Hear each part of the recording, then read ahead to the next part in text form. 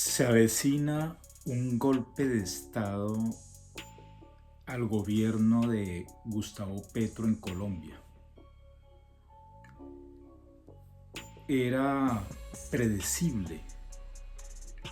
Quienes apoyamos este cambio político en Colombia desde muchos años atrás, desde diferentes campos de acción, y el más reciente que generó en este triunfo electoral de lo que se denominó el pacto histórico fue desde la calle.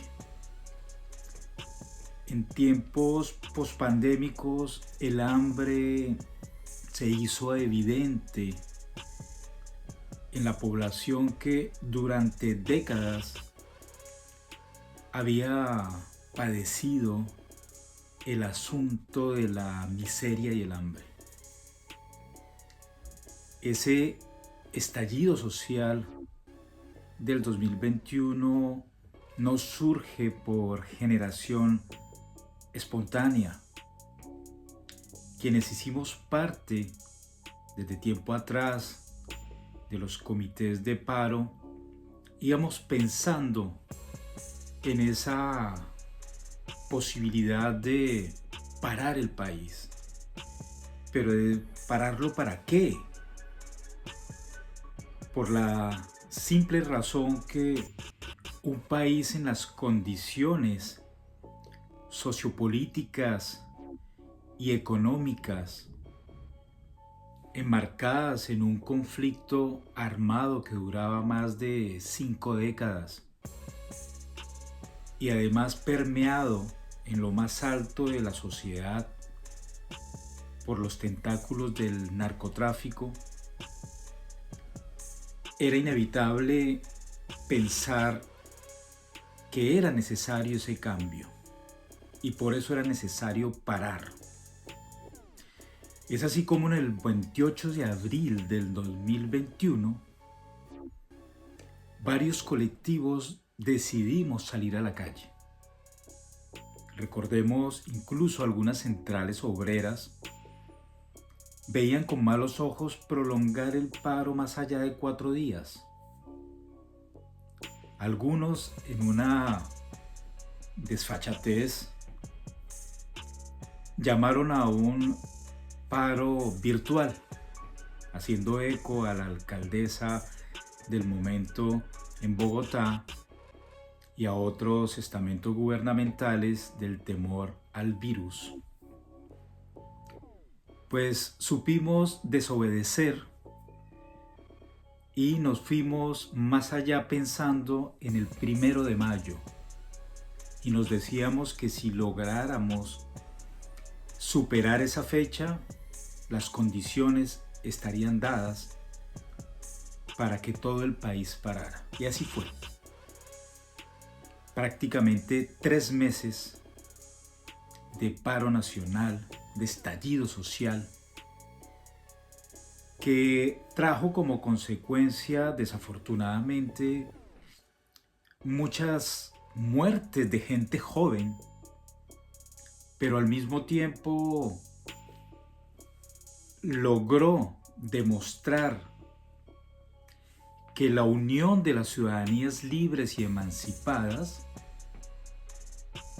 posibilitarían las condiciones para un cambio político.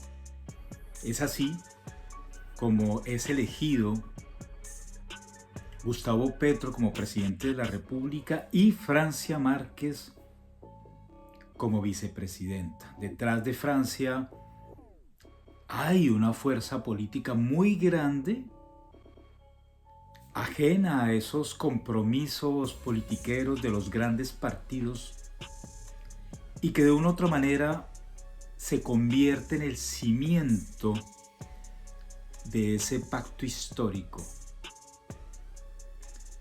Pero todos sabíamos que esto no iba a ser fácil.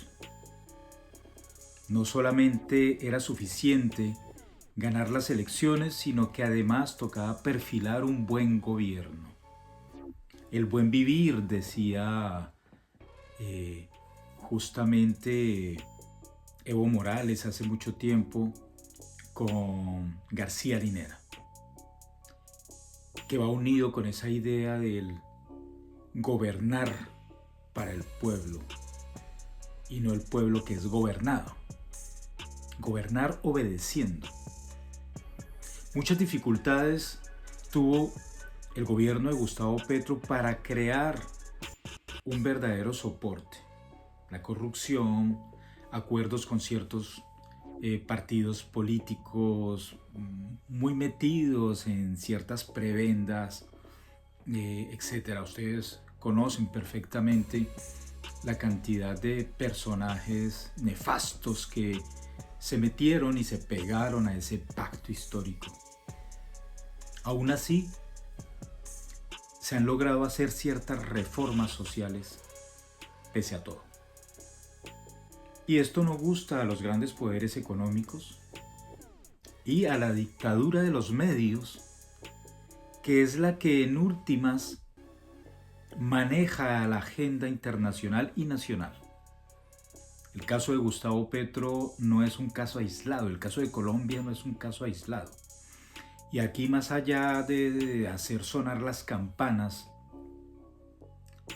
y llamar a que todo el mundo se volque a las calles para defender la frágil democracia, es importante inventarnos formas, y aquí hablamos desde la filosofía política, inventarnos formas para lograr sortear este asunto complejo del golpe de Estado, que ha mutado en el tiempo, obviamente orquestado por los grandes imperios y los grandes capitales, pero hoy sabemos que el problema ni siquiera ya es un orden de nación, sino de la gobernanza de las transnacionales, de esas grandes empresas que gobiernan el mundo y lo manipulan a su antojo. Y aquello que se salga de sus intereses, pues obviamente es presa fácil o candidato para ser derrotado. Gustavo Petro ha tratado de jugar con esos intereses complejos y ha tenido hasta cierto punto un apoyo. La agenda ecológica, por ejemplo, no nos velemos el rostro, es parte de esas complejidades y acuerdos tácitos que hay que hacer para evitar ser derrocado. Esto no lo trataremos ahora, pero es importante. Y de otra parte, esa oligarquía mafiosa rancia, aquello que en alguna vez en el diario La Humanité yo llamé esa narcodemocracia, la que gobernaba el país en la época de Duque y anteriormente, y que me valió hasta cierto punto unos señalamientos irresponsables por parte del embajador de la época en Francia, que me alineaba del lado de la subversión, cuando yo trataba era de mostrar justamente lo que estaba aconteciendo en Colombia y que era importante contarlo como lo estoy haciendo ahora, para sortear y enfrentar ese golpe de Estado y no cometer los mismos errores que se han cometido en otros gobiernos progresistas de la región. Es importante, por un lado, ya lo sabemos, enfrentar esa gran maquinaria mediática que está arrodillada al poder. El modelo Berlusconi hizo camino en Colombia, eso lo sabemos muy bien. Y ese modelo Berlusconi decía claramente con los de Forza Italia, que fueron invitados en su momento por el gran ideólogo del Centro Democrático, José Obdulio Gaviria, decía que aquel que quisiera gobernar por mucho tiempo tendría que tener el dominio de los medios de comunicación. Y eso fue lo que hizo el gobierno de Álvaro Uribe Vélez por varias décadas. También se apoyó en eso Juan Manuel Santos y por supuesto también Iván Duque. Gustavo Petro no tiene esa fuerza mediática aunque hay varios sectores alternativos que lo han apoyado. Pero medios para qué y para quién. Y aquí está el asunto clave de poder llevar a cabo ese gobierno de 4 años y preparar la continuación.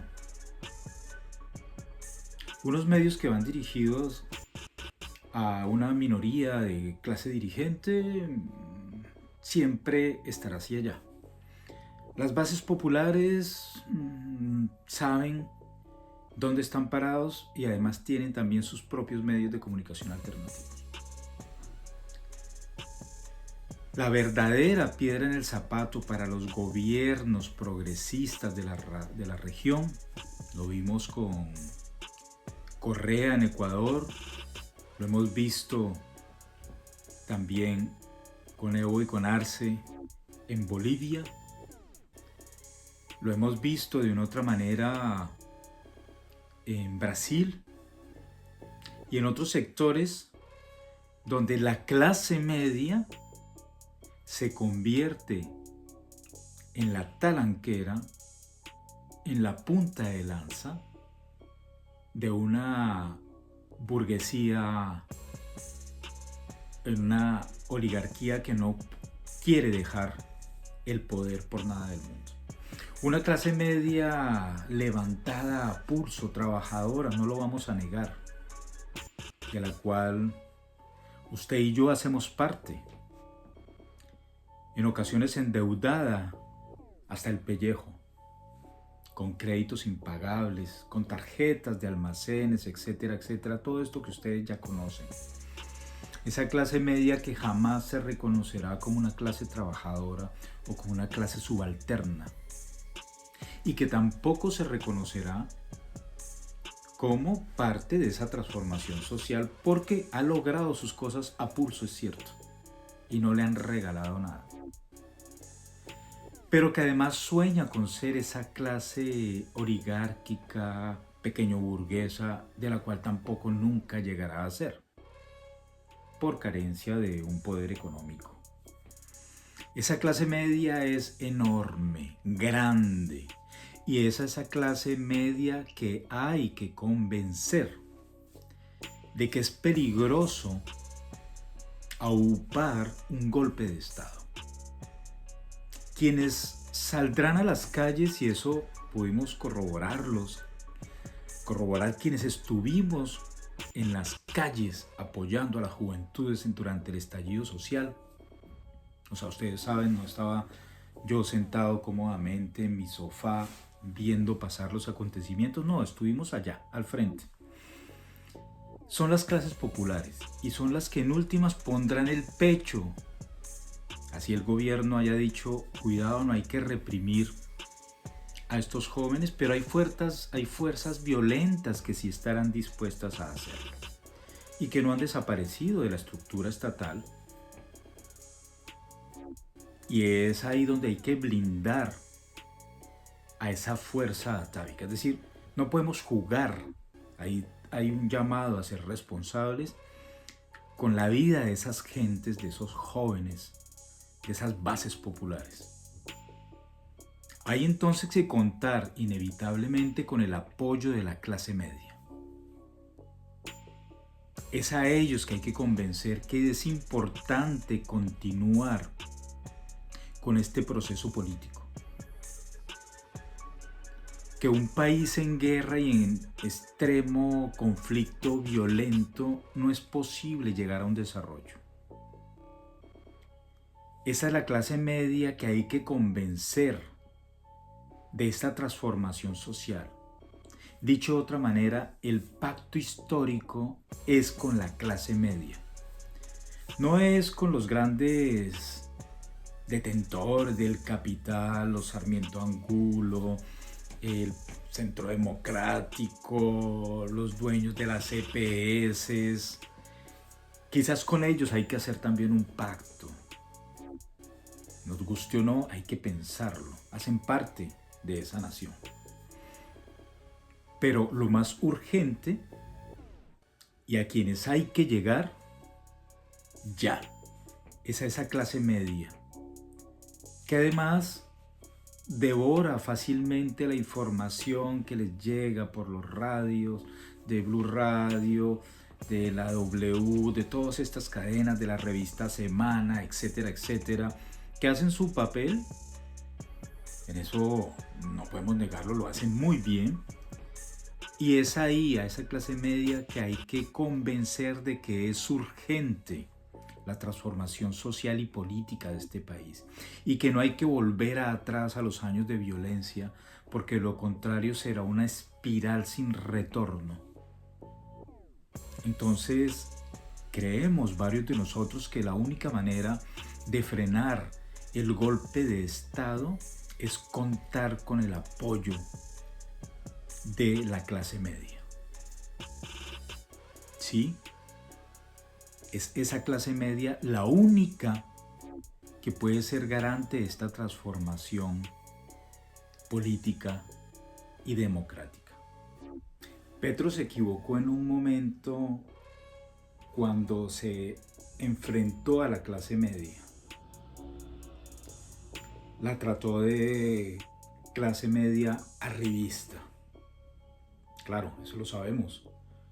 Pero su manera de dirigirse a esa importante clase social, que déjenme insistir, en los momentos más álgidos se convierten en la piedra en el zapato de los gobiernos progresistas, fue aprovechado justamente como caja de resonancia por los medios de comunicación opuestos a el gobierno. Y lo vimos durante la reforma de la salud, la reforma de pensiones, el proyecto de reforma educativa, etc.